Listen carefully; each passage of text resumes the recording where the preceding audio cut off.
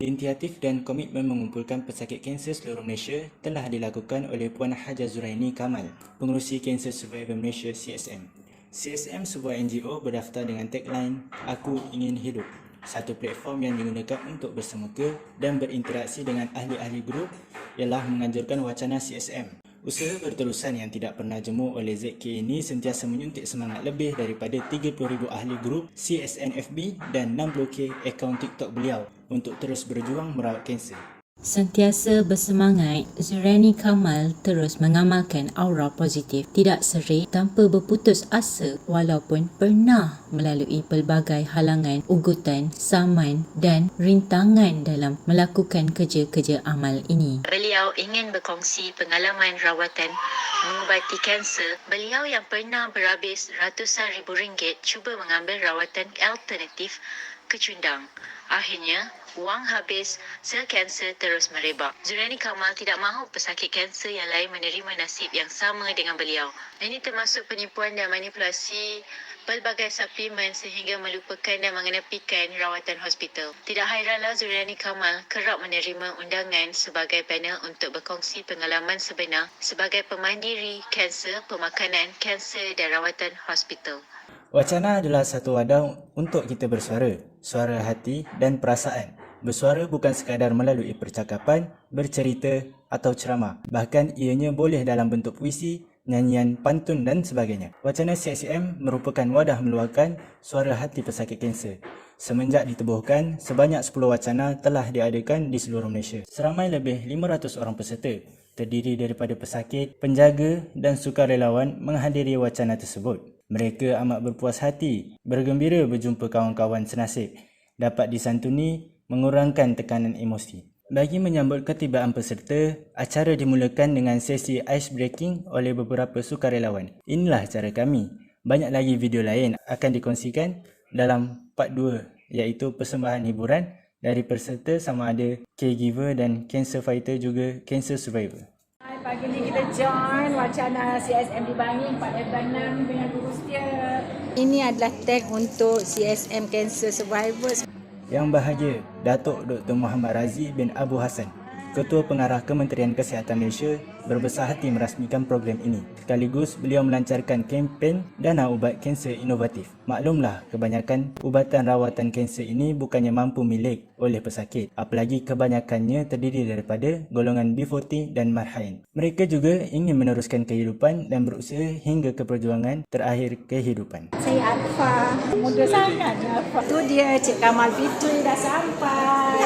Hai, selamat datang Cik Kamal Fitri, silakan. Kempen dana ubat inovatif.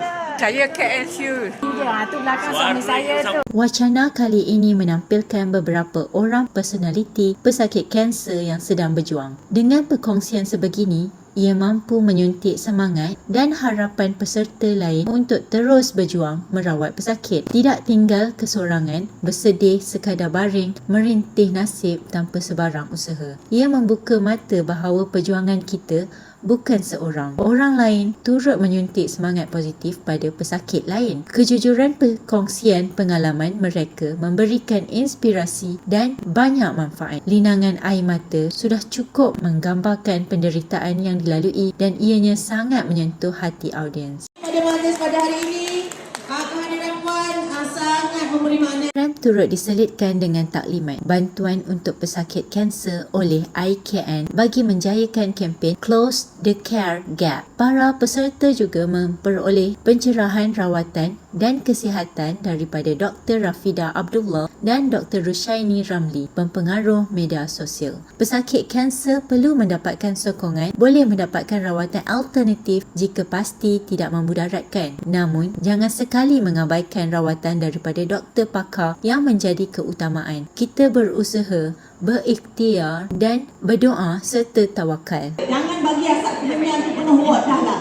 Bawa lah, tak kisah. Tapi jangan tinggalkan rawatan kami. Rosak wafikat, rosak hati. Bila kita rosak, ilmu susah. Saya nak you all balik, panggil orang kampung bersama-sama berjuang. Satu, untuk mengelak daripada penyakit kanser lah. Dengan gaya hidup sihat. Kedua, kita tolong orang dengan cara yang kita boleh. Semua orang dalam ini memainkan peranan anda. selalu menggunakan produk-produk kita produk sampah ni. Tapi itulah hari ini saya dapat satu ilmu baru. Saya akan terus ikuti saya doktor.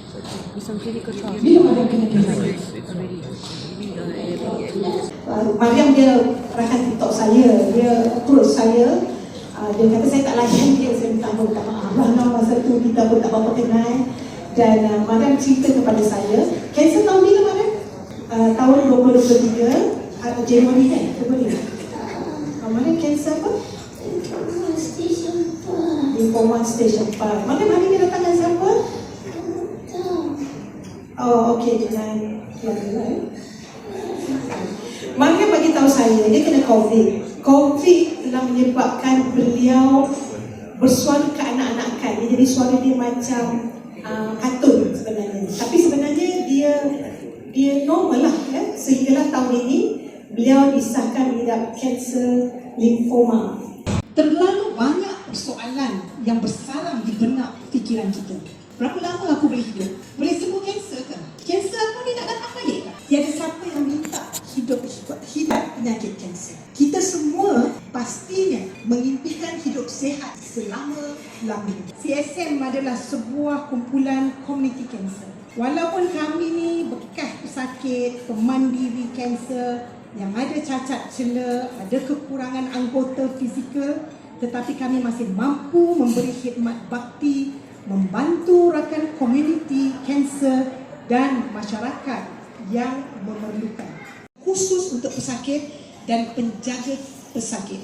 We are support group. Pada hari ini yang berbahagia Dato', kami membawa suara pesakit kanser dan penjaga pesakit. Kami mahu agar diberi peluang untuk menerima rawatan sama macam orang lain, tanpa mengira perbezaan status dan gender.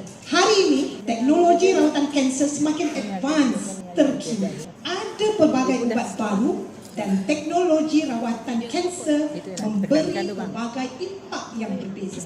Ubat baru kemoterapi dah lebih efisien. Ada yang tak muntah, ada yang dah tak botak. Rawatan lebih tersasar dan side effect yang sangat minimal.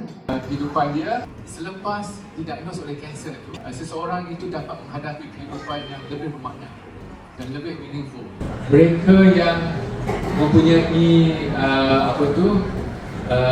azam yang kental dan juga yang mempunyai kekuatan yang diberikan oleh Allah SWT, mereka dapat mengalami ataupun menjalani kehidupan dengan lebih baik lagi. Malangnya, banyak rawatan dapat diberi kepada pesakit kerana kosnya yang tinggi dan pesakit tidak mampu.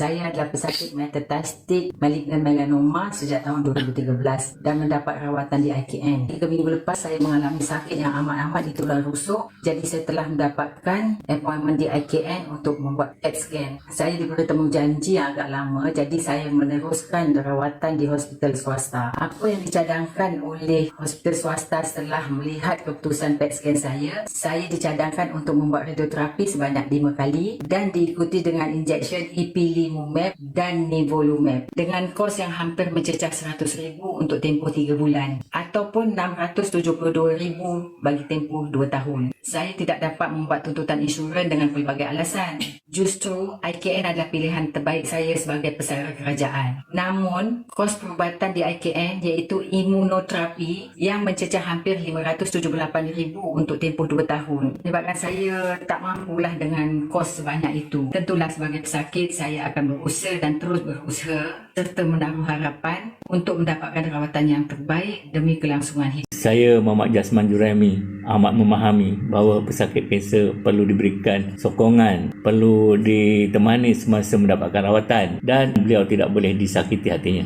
Saya tidak sangguplah melihat isteri saya Rohana Safi'i murung apabila beliau mendapat tahu penyakit kanser melanoma yang dihidapi telah merebak ke bahagian paru-paru dan tulang. Dan apabila mendapat tahu doktor yang akan buat rawatan mengatakan bahawa kos rawatan terlalu tinggi, sebanyak lebih RM600,000 di hospital swasta. Sejujurnya, jika saya menggunakan wang simpanan daripada ganjaran dan pencen, sememangnya tidak mencukupi untuk membiayai. Kalau saya bergolok gada pun, saya kurang pasti sama ada masih boleh mencukupi atau tidak. Saya tidak berhasrat untuk meminjam daripada Along kerana ianya akan lebih menimbulkan masalah kepada kami. Justru, saya amat mengharapkan kerjasama daripada kerajaan, khususnya IKN dan KKM untuk menimbang dan meluluskan permohonan agar rawatan isteri saya dapat diberikan secara percuma ataupun secara bayaran nominal. Kami berusaha dengan pelbagai cara dan pasrah, namun semoga besok masih ada isteri saya yang disayangi. Sebagai menghargai tugas-tugas sukarelawan yang telah menunjukkan komitmen dalam CSM ini, satu penganugerahan ikon kepada 4 orang terpilih telah dibuat. Mereka ialah Wafri Amri, Haja Natifah, Nuraini Mat Zain dan terkejut Zarina dan Hassan. terharu bila nama saya dinobatkan ikon Cancer Survivor Malaysia. Saya nasihatkan penrelawan ni bantu pada pesakit-pesakit kita yang memerlukan kita buat kemo dan radioterapi. Ada yang buat radioterapi, bila dah buat sekali kemo tak mau datang lagi. Bila buat kemo dia kata menyakitkan dia, rasa tak selesa. Nasihat daripada pesakit-pesakit kita yang memerlukan radioterapi dan kemoterapi ni. Yang bahagia, Datuk Dr. Muhammad Razif bin Abu Hassan memberikan jaminan rawatan ke atas pesakit kanser tidak terbantut asbab kos rawatan yang mahal.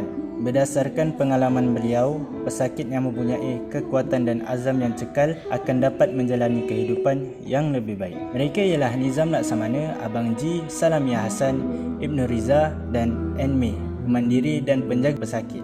Syabas pada speaker dalam kalangan pesakit kanser yang berkongsi pengalaman meluahkan rasa hati, bercerita tentang kisah penyakit yang dia hadapi hingga menitis air mata. Dewan sebab apabila ada pesakit walaupun tidak meluahkan kata-kata, namun air mata yang mengalir dan wajah terharu mampu menggambarkan betapa gembira dan terharu menerima sumbangan kerusi roda elektrik yang diimpikan selama ini.